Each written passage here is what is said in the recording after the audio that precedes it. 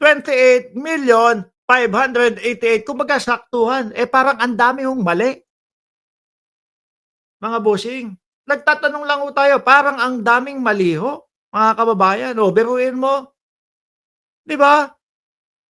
Tsaka ang tingin ko talaga dito kung sakali na papel or kung whatever ito, sasabay ho 'yan sa pagkakadilaw. Ano ba ang issue mo, Mark? Bakit ba hindi, ang issue natin kung talagang mali ho 'yan, kung clerical error na ho talaga ito, mga kababayan, dapat pagkakapaskil pa lang nito, sabihin na natin pinakamatagal, 1 buwan. Ano po, 1 buwan, tapos isang buwan, tagal na ho nun para mapagtanto mo na mali. 1 linggo na lang ho, mga kababayan. Dapat sabay ito sa maninilaw din. Kaya ang tanong ko dito, mga bossing, hindi ho kaya dahil nakikita nila nagsisimula yung mga pagbatikos, yung mga, pag-imbestiga sa mga flood control, kaya nila pinalitan? Yun lang ho naman ang tanong natin, 'no? Pero kung hindi nag-iimbestiga sa mga flood control et cetera, baka ito ang nasunod, mga bossing. Ano sa tingin ninyo ho? Parang fresh lang ho ito, oh. Pero dahil nga po may paliwanag sila, eh, baka nga, oh, pagbigyan natin yung paliwanag nila. Moreover, the Commission on Audit billboard, which is installed beside the DPWH project billboard displays correct detail attached herewith as the pertinent document for your perusal. Sabi nung district engineer, no, na ayun, tinakpan na lang ho, mga kababayan. Sabi ni Erotica Gun, na-booking lang yan kaya binago ang mga proyekto, ang project cost. Ang iniisip ko naman po, baka medyo kinabahan na sila, naku, nag-i-inspection sila, naku, may mga investigasyon sila, dapat ayusin na natin agad-agad 'to. Di ho ba? Ngayon alisin na ho natin 'yan, wag niyo silang paghinalaan, 'no. Style nila bulok, sabi ni Leo Fernandez ho, mga kababayan. Ilan ba 'to? Lahat 'to mga senador, Lahat 'to mga senador. Main topic ho natin yung mga senador, mga bossing. Pero eto na, hindi lahat na 'to, mga kababayan, senador. Alam niyo po ba nung isang araw, no, bago ikulong si Bryce Hernandez, nagagalit po yung mga senador. Bakit daw po hindi doon sa kanila ikinulong si Bryce Hernandez, mga bossing? Ayan. Eto na po mga kababayan. Dahil nga para wala ng gulo, sige nga. Dali na natin sa Senado si Bryce Hernandez. Doon na ikulong si Bryce Hernandez, which is ayan ho, mga kababayan. Nilipat na po sa Senado.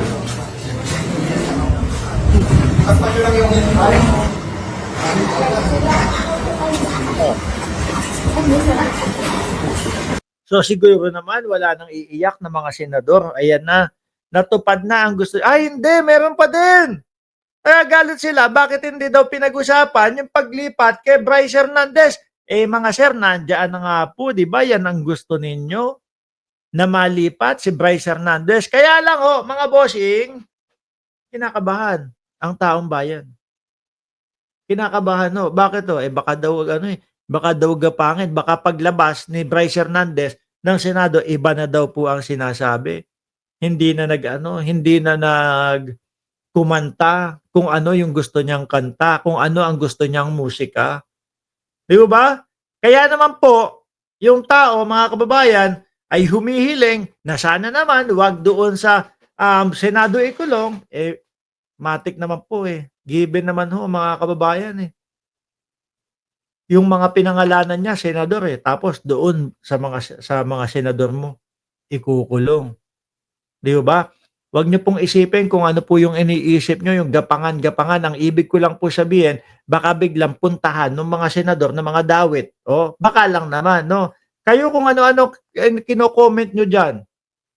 Gapangin ni Jenggoy, hindi. Hindi yun ang ibig nating sabihin. Ano? Yan na, binalik na sa Senado.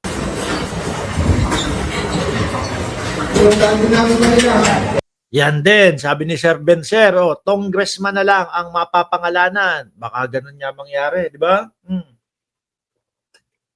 Kasi ako doon sa ginawa o yung naging yung naging decision ng Senate President na si Tito Soto na ang gawin sa PNP custodial na lang kasi para kumbaga gitna nga naman, no? Gusto ng Congress tapos wala din sa Senado. Gitna, wala sa Congress, wala sa Senado, PNP custodial na lang para mas safe pa yung tao. Kaso ang gusto nila Jinggoy, nila Boss Jinggoy, mga kababayan, ilagay po doon sa Pasay City Jail. Doon po nilagay. Paano po kung madot-dot yun? Di ba, Sir Dot-Dot Pintura? Paano kung madot-dot yun? Paano kung kalawitin yun doon? Sabihin, nako, nagkagulo doon sa loob ng City Jail. Sa kasamaang palad, si Bryce Hernandez, nadamay, nayari. Para hindi na makapagsalita. Di ba, pwede yung mga sirkumstansya yun, mga kababayan. Sabi ni Leo Fernandez, for me, Boss Mark, si Bryce ang maging state witness. Ang Diskaya kulong ang laki ng ninakaw nila. Sabi, John, ang delikado, Boss Mark. Kung madot-dot ho yun doon, di ba?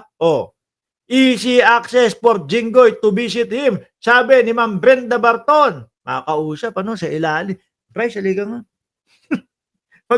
Mag-usap nga tayo, pare. No? Pre, ano ba yun? Bakit mo ba dinadamay yung pangalan ko dyan, pre? Ano sinasabi mo, pre? Na tumatanggap ako ng pera, pre. Di ba? Sabi ni Benzer, baka sumalisi si Jinggoy. Sabi ni Joel, Q ng Cereza Post, Boss Ninong Mark, babae si Dut-Dut Pintura. Member natin yan sa Cereza Post. Yung pangalan, Dut-Dut, di ba? Mamaya madot-dot si Bryce Hernandez doon sa loob ng kulungan. Yari pa. Sabi sabi ni Maxim, sabay kiss si Uy, grabe kayo ha. Hindi ko na nga meron niyang bagong post meron niyang bagong post si Robita Rosa, hindi ko na nga inano ngayon tapos kayo hahaluan niyo pa yan. Ngayon mga kababayan, sige. Eto, since na i-topic na natin si Bryce Hernandez, mga bossing, parang si Roderick Paulate, sabi ni Leng Guade, Wetfo. Hindi naman, pre! Pre, bakit mo naman ako dinamay dun, pre? Hindi naman ako kasama dun, pre. Nagpicture lang kami nung si Alcantara, pre. Fan lang ako ni Alcantara, pre. Dinamay mo ko. Di ba? Sabi ni Edwin Andes, not most guilty ang Diskaya, sabi ni Marcoleta. Pero maraming transaksyon sa halos yan. And not most guilty daw. Ngayon sige, mga kababayan.